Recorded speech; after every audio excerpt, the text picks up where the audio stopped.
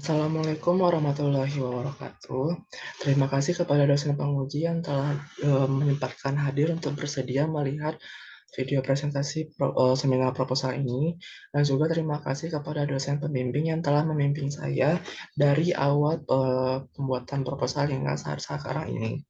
Saya Muhammad Reza Ardiansyah Suparman dengan nomor PP 1810 843011 dengan judul Evaluasi Peraturan Daerah Provinsi Sumatera Barat Nomor 8 Tahun 2018 tentang Pengelolaan Sampah Regional.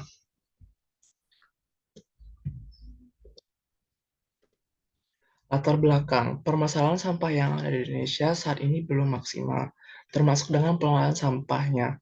Berikut data terkait dengan timbulan sampah yang ada di Indonesia pada tahun 2022.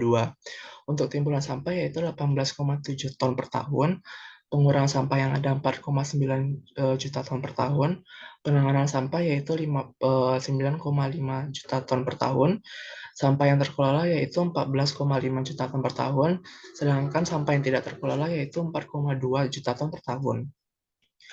Berdasarkan EISIPSN, Provinsi Sumatera Barat berada di urutan kelima dalam kategori provinsi dengan komposisi sampah rumah tangga terbanyak di Indonesia pada tahun 2022. Sampah yang berasal dari rumah tangga ada sebanyak 68,37% dari total sampah yang ada. Sementara sumber yang lainnya seperti perkantoran, perniagaan, pasar, dan lain-lainnya melingkupi 31,63% dari total sampah yang ada. Jumlah masyarakat juga menjadi faktor yang sangat esensial dalam permasalahan sampah. Dengan semakin banyaknya sumber daya yang ada, ekonomi juga akan semakin berkembang. Namun di sisi lain, jumlah penduduk yang banyak juga akan menyebabkan permasalahan sampah yang semakin buruk. Provinsi Sumatera Barat menjadi provinsi dengan penduduk terbanyak nomor 5 di Pulau Sumatera dan menjadi salah satu dari 3 provinsi yang tidak mengalami penurunan di jumlah penduduk untuk tahun 2018 hingga tahun 2022. Berikut adalah timbulan sampah yang ada di kabupaten dan kota di Provinsi Sumatera Barat dari tahun 2019 hingga tahun 2022. Dengan jumlah timbulan sampah yang ada di berbagai kabupaten dan kota di Provinsi Sumatera Barat mencapai bertonton jumlahnya, pengelolaan sampah yang ada masih belum maksimal, walaupun dengan petugas kebersihan telah ada di setiap kabupaten atau kota di Provinsi Sumatera Barat. Kondisi pengelolaan sampah Provinsi Sumatera Barat pada tahun 2022, yaitu jika dilihat dari bagannya, penanganan yang ada hanya 49%, pengurangan yang ada 11%, sedangkan yang belum dikelola hanya ada sekitar 40%. Pada bagian sebelah kanan bisa dilihat jumlah petugas kebersihan kabupaten atau kota Provinsi Sumatera Barat pada tahun 2022. Pemerintah telah mengeluarkan Undang-Undang Nomor 23 Tahun 2014 tentang Pemerintahan Daerah, yang mana pada bagian urusan pemerintahan dalam bidang lingkungan hidup telah diatur mengenai tentang persampahan, yaitu penanganan sampah di TPA atau TPST regional. Namun dalam pelaksanaan di provinsi dibutuhkan peraturan daerah khusus yang mengatur mengenai hal tersebut. Maka dari itu dibentuklah Peraturan Daerah Provinsi Sumatera Barat Nomor 8 Tahun 2018 tentang pengelolaan sampah regional. Dengan belum maksimalnya pengelolaan sampah yang ada, hal ini juga diperparah dengan kabupaten atau kota yang ada di Provinsi Sumatera Barat masih minim dengan menggunakan anggaran untuk melakukan pengelolaan sampah. Berikut pada bagian sebelah kanan adalah daftar tabel alokasi anggaran persampahan kabupaten atau kota Provinsi Sumatera Barat pada tahun 2022. Bisa dilihat di sini alokasi anggaran dari kabupaten atau kota yang ada.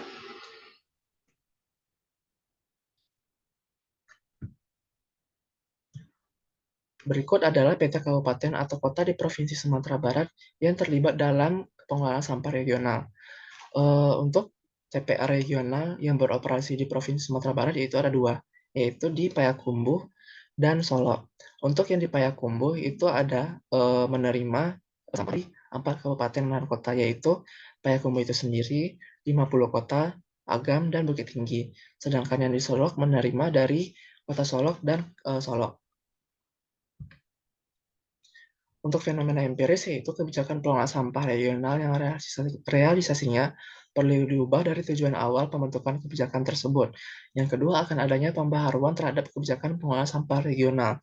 Ketiga, sebagian dari kebijakan yang ada harus perlu diubah, seiring dengan banyaknya peraturan baru yang saat ini belum terakomodir.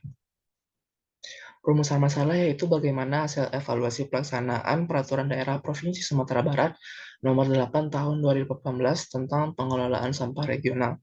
Untuk tujuan penelitian yaitu untuk mengetahui hasil evaluasi yang ada dari pelaksanaan Peraturan Daerah Provinsi Sumatera Barat Nomor 8 Tahun 2018 tentang pengelolaan sampah regional. Manfaat penelitian yaitu manfaat teoritisnya di sini penelitian diharapkan untuk kedepannya bisa dijadikan sebagai salah satu bentuk referensi untuk tema penelitian yang sama di kemudian hari dan data atau informasi untuk penelitian lain ke depannya. Manfaat praktis untuk pemerintah yaitu hasil penelitian ini nantinya ke depan bisa dijadikan sebagai bentuk bahan pertimbangan untuk semua pelaksana yang terlibat dalam pelaksanaan kebijakan pengelolaan sampah regional agar bisa menghasilkan kinerja yang lebih baik lagi. Manfaat praktis untuk masyarakat yaitu menyadarkan masyarakat agar dapat berperan aktif dan juga mendukung penuh pemerintah dalam mewujudkan kebijakan mengenai sampah untuk kedepannya. Penelitian relevan di sini ada Kiki Hardianti dan Budi Puspo Priadi yaitu tentang evaluasi kebijakan pengelolaan sampah di Kabupaten Demak, Agung Prasetya Mayangkara yaitu evaluasi kebijakan pengelolaan sampah di TPA Gunung Punggung Kabupaten Tuban, dan Lisa Apriana yaitu evaluasi peraturan daerah Kota Batam nomor 11 tahun 2013 tentang pengelolaan sampah. Untuk landasan teori di sini yaitu saya menggunakan teori Althaus, yaitu yang terdiri dari indikator evaluasi kebijakannya yaitu input, proses, output, dan outcome. Sementara untuk tipe evaluasi kebijakannya itu efektivitas dan efisiensi. Skema pemikiran. Untuk skema pemikiran yaitu berawal dari Undang-Undang Republik Indonesia Nomor 23 Tahun 2014 tentang pemerintahan daerah mengenai pengembangan sistem dan pengelolaan sampah regional. Kemudian Peraturan Daerah Provinsi Sumatera Barat Nomor 8 Tahun 2018 itu sendiri tentang pengelolaan sampah regional. Kemudian nanti penelitian ini tentang bagaimana evaluasi Peraturan Daerah Provinsi Sumatera Barat Nomor 8 Tahun 2018 tentang pengelolaan sampah regional menggunakan teori Althaus, yang mana indikator evaluasi kebijakan Althaus yaitu terdiri dari input, proses, output, dan outcome. Sementara untuk tipe evaluasi kebijakannya yaitu efektivitas dan efisiensi dari kebijakan.